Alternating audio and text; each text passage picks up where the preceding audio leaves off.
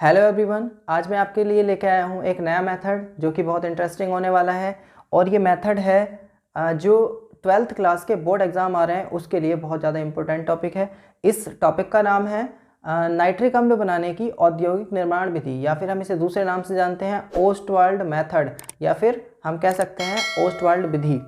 तो हम सीधे टॉपिक पे आते हैं। यहाँ पे टॉपिक जो दे रखा है हमें, यहाँ पे हमें नाइट्रिक अम्ल को प्राप्त करना है।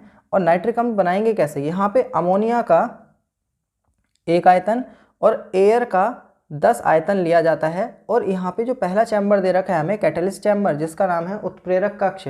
इसमें उत्प्रेरक की जगह पे क्या भरा रहता है? प्लेटिनम भरा रहता है, प्लेटिनम की जाली लगी रहती है। और इस चैम्बर का टेम्परेचर 800 डिग्री सेल्सियस रहता है। 800 डिग्री सेल्सियस पे जब ये अमोनिया और एयर यानी इसके अंदर ऑक्सीजन होता है, वो जब उत्प्रेरक की उपस्थिति में अभिक्रिया करता है तो नाइट्रिक ऑक्साइड बनाता है। तो हम इसे एक अभिक्रिया के द्वारा दिखा सकते हैं।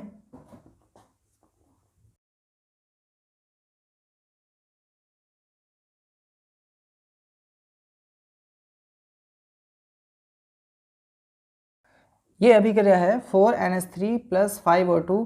इसमें प्लेटिनम ले लिया जो कि यहाँ पे उत्प्रेरक भरा हुआ है और 800 डिग्री सेल्सियस टेम्परेचर ले लिया। यहाँ पे हमें क्या मिला?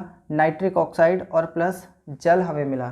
तो इस तरीके से हम इस इक्वेशन के थ्रू दिखा सकते हैं कि हमें नाइट्रिक ऑक्साइड कैसे मिला। अब ये नाइट्रिक ऑक्साइड यहाँ बन के और ये आगे की तरफ बढ़ेगा अगले चैम्बर की तरफ, जिस चैम्बर का नाम है ऑक्सीकारक स्तंभ।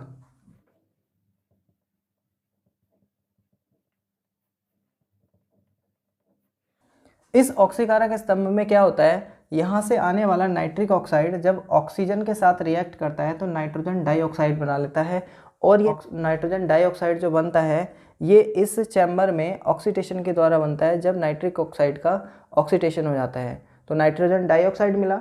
अब नाइट्रोजन डाइऑक्साइड यहाँ से इस रास्ते के द्वारा, इस ट्यूब के द्वारा आगे जाएगा और आगे जाके ये एक तरीके की वाष्प होती है। और वाष्प की क्या क्वालिटी होती है कि वो एयर से हल्के होने के कारण ऊपर उठती है और वो अगले चैम्बर में जाती है जिसका नाम है अवशोषण टावर, जिसे एब्जॉर्प्शन टावर कह देते हैं।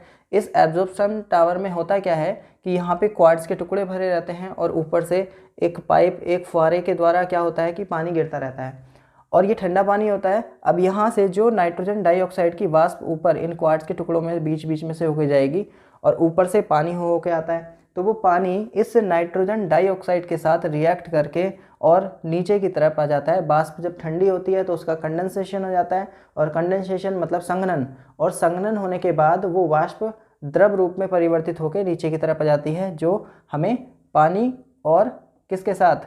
नाइट्रोजन डाइऑक्साइड के साथ मिलके नाइट्रिक अम्ल की फॉर्म में हमें मिल जाती है।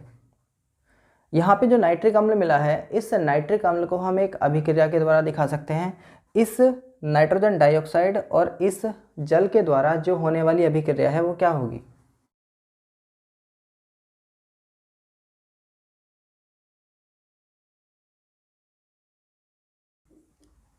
ये नाइट्रोजन डाइऑक्साइड और जल अभिक्रिया करके नाइट्रिक अम्ल बनाता है और नाइट्रस अम्ल बनाता है। जब नाइट्रस अम्ल हमारे पास ज़्यादा मिल जाता है तो नाइट्रस अम्ल जब विघटित होता है तो वो भी हमें नाइट्रिक अम्ल ही दे देता है। यहाँ पे इक्वेशन है,